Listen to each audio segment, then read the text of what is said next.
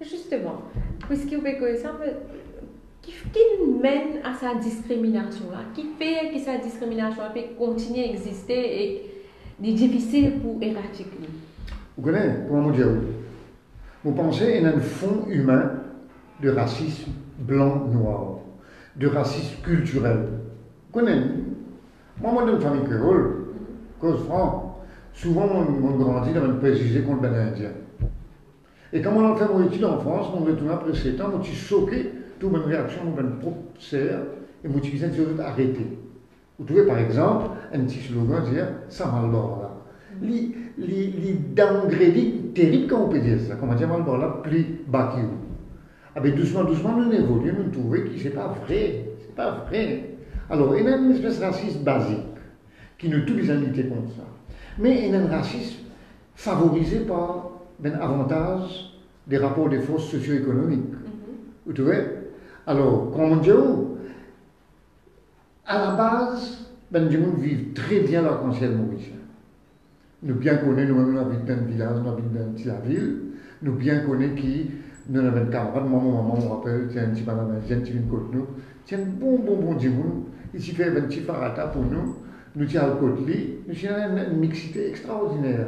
Mais dès qu'il nous arrive dans un rapport de force, de type économique, politique, professionnel, là, à cause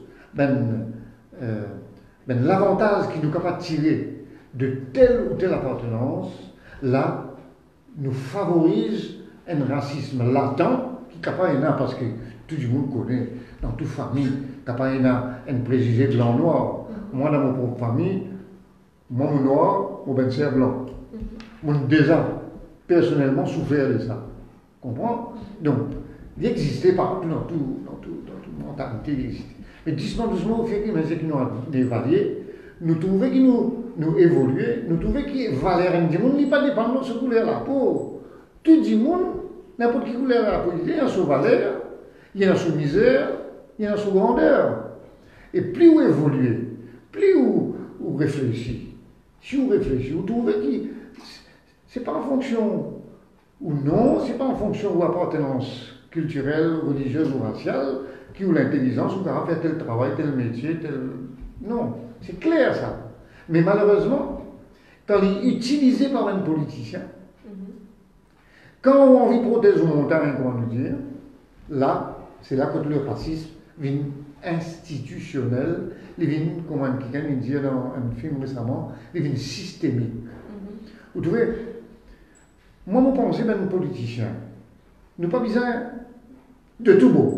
Politicien de tout beau. Objectivement, du monde là lui-même, il n'est pas un mauvais du monde, mais il vit dans un système qui favorise le racisme. Et il laisse lui, on dirait, gagner par ce système-là, parce qu'il peut tirer son avantage aussi là-dedans. Vous trouvez?